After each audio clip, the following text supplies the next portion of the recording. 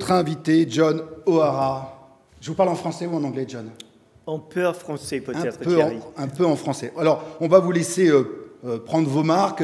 Et comme pour tout le monde, quelle est votre humeur ce matin? Le rumeur? Votre humeur, your feeling this morning? Oh, je pense que c'est bien d'être ici aujourd'hui à Paris. C'est très important pour moi d'être ici pour plusieurs raisons. Première, c'est parce que j'ai voulu supporter notre filiale locale ici à Paris. Et aussi, personnellement, j'ai habité à Paris il y a 20 ans maintenant pour 5 ans. Donc, c'est toujours bien de revenir. C'est toujours bien de revenir. Je rappelle que vous êtes venu expressément de Londres. Vous auriez pu être en duplex, à distance, mais vous avez dit non, je veux être présent ce matin. Oui. Pour quelle raison? Comme j'ai dit, c'est parce que la France, c'est un marché très important pour Nice. Et aussi parce que j'ai voulu supporter la filiale locale, c'est ça. Vous avez aussi souhaité vous adresser à l'ensemble des clients et collaborateurs ce matin, et vous nous avez dit à l'équipe, laissez-moi un petit peu de temps, je voudrais leur parler les yeux dans les yeux. Eh bien, c'est maintenant, nous vous écoutons, John. Merci beaucoup, Thierry. OK. Aujourd'hui, bonjour tout le monde. Aujourd'hui, je vais parler de l'expérience client nouvelle génération et vous donner mon perspective. Mais malheureusement, mon français est limité, donc veuillez me pardonner si je continue en anglais pour 10 minutes. Merci. To commence. Pour commencer, j'aimerais vous parler un peu du monde de l'expérience client et comment il évolue si rapidement. L'expérience du consommateur changera davantage au cours des 5 prochaines années qu'elle ne l'a fait au cours des 15 dernières années. Pour de nombreux consommateurs, le parcours de l'expérience client s'est limité initialement au SPI et au simple chatbot. On avait ensuite le chat et les SMS. Il s'agissait d'aider les agents des centres d'appel à mieux s'engager, à être plus proactifs et à mieux servir le client. Ensuite, l'automatisation robotique avec la technologie qui nous permettait de fournir aux agents automatiquement de multiples écrans de données pour servir mieux les consommateurs. L'arrivée du cloud nous a beaucoup aidés pour rapidement mettre en place des centres d'appel et de les former, les agents, et de les maintenir. C'était important avec la pandémie COVID, de permettre tout ceci. Toutes ces technologies nous ont permis d'améliorer la satisfaction des clients et aussi de réduire le coût moyen par appel. Mais aujourd'hui, il y a de plus en plus de besoins des consommateurs qui vont sans cesse évoluer. Prenons l'exemple du digital et de l'adoption du digital, par exemple. Au cours des 2 dernières années, l'adoption du digital a connu une croissance considérable. 58% des clients interagissent désormais par le biais de canaux numériques. Quand je dis un canal numérique, je désigne par exemple le web ou une app sur un smartphone ou les réseaux sociaux, par exemple. 50% de ces transactions commencent sur un canal digital, non pas avec la voix.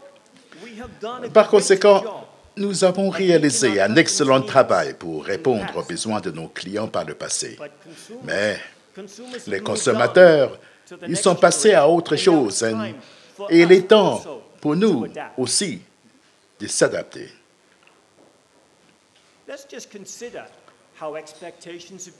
Qu'en est-il des attentes pour nous tous? Les milléniaux ont de nouvelles attentes en matière d'expérience client. En fait, nous avons tous des attentes plus élevées. Aujourd'hui, on utilise des technologies pour acheter en ligne, pour résoudre des problèmes, pour réserver, pour organiser des réunions pour les agents. Nous faisons nos propres recherches avant d'aller dans un hôtel ou de rendre visite à un client. Nous faisons tout cela aujourd'hui. Mais les consommateurs veulent que les organisations répondent à l'ensemble de leurs besoins. Ils veulent que vous soyez présents en toile de fond lorsqu'ils font leurs recherches en ligne, sur un site web par exemple, où vous pouvez leur offrir de l'aide. Ils veulent également que vous alliez à leur rencontre sur le canal de leur choix, que ce soit le smartphone ou la voix ou autre. Ils s'attendent à un libre-service intelligent. Ils préfèrent faire les choses tout seuls, mais ils préfèrent savoir que vous êtes là et vous pouvez les aider à obtenir une réponse.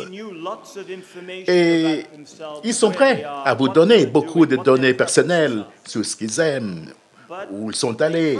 Mais en retour, ils vous font confiance pour utiliser ces données afin de personnaliser l'expérience pour mieux répondre à leurs besoins.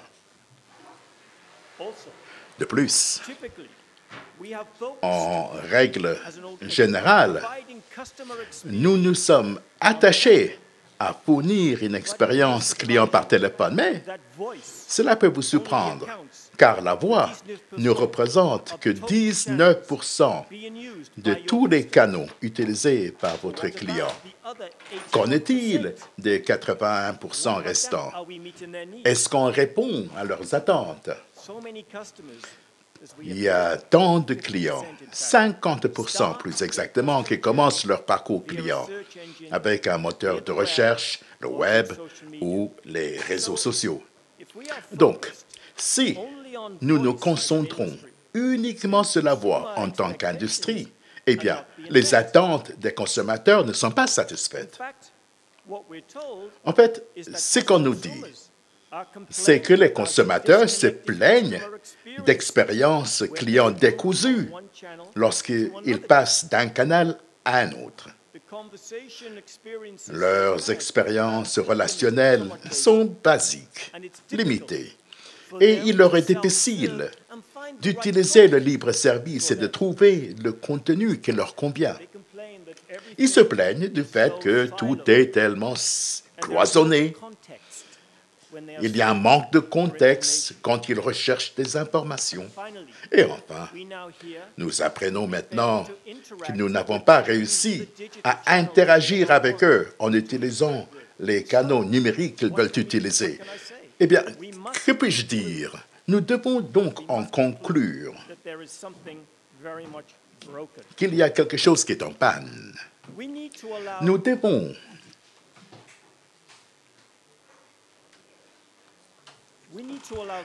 donc permettre aux consommateurs d'interagir avec les organisations en utilisant la multitude de canaux numériques existants. Et cela, pour nous, va donner naissance à la prochaine génération d'expériences clients intelligentes. Le moment est venu de trouver une meilleure solution, une nouvelle approche qui unifie le numérique, le libre-service, l'intelligence artificielle, ainsi que toutes les disciplines traditionnelles des centres de contact que nous connaissons. Une approche centrée sur le client, axée sur le numérique pour gérer tous les parcours clients. Une approche révolutionnaire que nous appelons CXI, qui désigne les interactions de l'expérience client. Alors, qu'est-ce qu'une plateforme CXI, les interactions de l'expérience client? Tout d'abord, il faut avoir une plateforme sur le cloud et une entreprise telle que Nice a révolutionné le marché des centres de contact il y a 4 ans lorsque nous avons lancé CX1, la principale et la première plateforme de centre de contact en tant que service. Depuis lors, nous avons développé cette plateforme pour en faire une plateforme CXI afin d'orienter les clients vers des solutions réussies sur n'importe quel canal et pour tout point de contact. Donc, une plateforme CXI y parvient grâce au suivi, à l'analyse et à la compréhension du parcours complet du client en utilisant l'intelligence artificielle pour prédire les émotions et les intentions et en permettant aux organisations d'adopter une approche plus prédictive qui anticipe les désirs du client et lui propose de manière proactive une expérience hautement personnalisée. J'aimerais maintenant vous expliquer ce que cela veut dire pour NICE et de sa vision, sa stratégie concernant la plateforme CXI. La stratégie de NICE pour mettre en œuvre CXI repose sur notre plateforme CCAAS, CX1, que nous avons développée en créant de nouvelles technologies et en acquérant d'autres. Vous voyez ici les mêmes 19% représentés par la voix et quelques canaux numériques de base. Mais la couverture numérique est encore infime par rapport au parcours du client. C'est pourquoi, il y a quelques années, NICE a racheté une entreprise qui s'appelle Brand Embassy. C'est un fournisseur de premier plan pour les services d'agrégation de canaux numériques qui rassemble des données provenant de plus de 32 plateformes de réseaux sociaux différentes en un seul lieu. Si vous utilisez Instagram, Twitter, Facebook, LinkedIn, WhatsApp, et vos consommateurs essaient de communiquer avec vous grâce à ces différentes plateformes de réseaux sociaux. Ils regroupent tout et vous l'offrent et vous permet donc de mieux servir vos clients. Voilà donc l'origine de CX1 Digital. Cela fait partie de la stratégie CXI dont vous avez besoin. Ensuite, nous nous sommes concentrés sur le besoin de gestion des connaissances en acquérant une entreprise qui s'appelle MindTouch aux États-Unis, qui vous permet de projeter des connaissances à n'importe quel point de contact dans le parcours de votre client, notamment par le biais de Google et de ses capacités d'optimisation des moteurs de recherche. Et encore une fois, ce produit est devenu un autre membre de la famille CX1, que nous appelons CX1 Experts. Nous avons ensuite fait l'acquisition d'une autre technologie permettant d'orienter les clients lorsqu'ils veulent faire du libre service. Quand ils atterrissent sur votre site Web, elle leur fournit toutes les indications nécessaires pour obtenir de l'aide en les orientant vers les informations qu'ils recherchent. Il s'agit là du CX1 Guide. Nous avons mis au point une technologie pour fournir un support mobile amélioré grâce à une application mobile native. Ensuite, nous avons construit Intelligent Automation, qui utilise les interactions précédentes pour comprendre les clients et la meilleure façon de gérer et de former vos bots. Et enfin, nous avons fait l'acquisition de Contact Engine au Royaume-Uni pour alimenter des conversations proactives pour fournir un libre service au client avant même que le client sache qu'il ou elle rencontre un problème.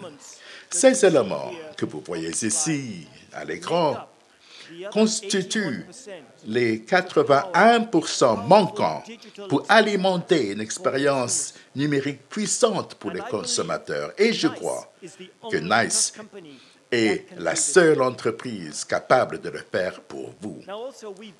Nous avons également travaillé avec de grandes entreprises pour prouver la valeur de cette technologie. Voici quelques exemples à l'écran.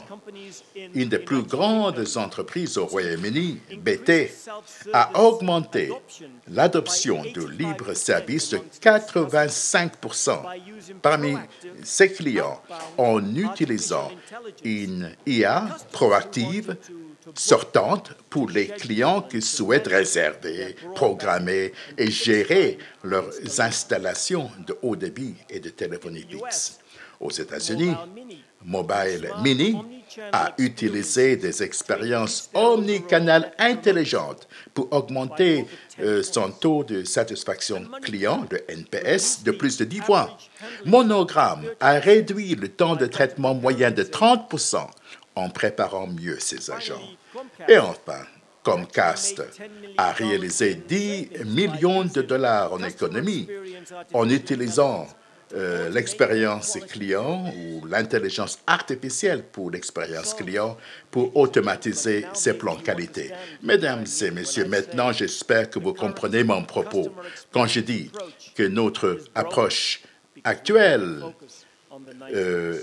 est en panne, car on se focalise simplement sur les 19%, alors que c'est les 81% qui est important dans ce monde numérique. Par conséquent, il faut la réparer. C'est une priorité. Pour conclure, alors que les clients ont des besoins qui évoluent et qu'ils se tournent de plus en plus vers le numérique et l'intelligence artificielle et l'importance croissante du libre-service, la question que vous devez vous poser est la suivante. Dans quelle mesure êtes-vous prêt pour le nouveau consommateur avec leurs nouveaux besoins? Je vous remercie. Merci beaucoup, John. Merci à vous. Peut-être dernière question, parce que pendant que vous parliez, le nombre de connexions a augmenté de façon considérable. Certaines questions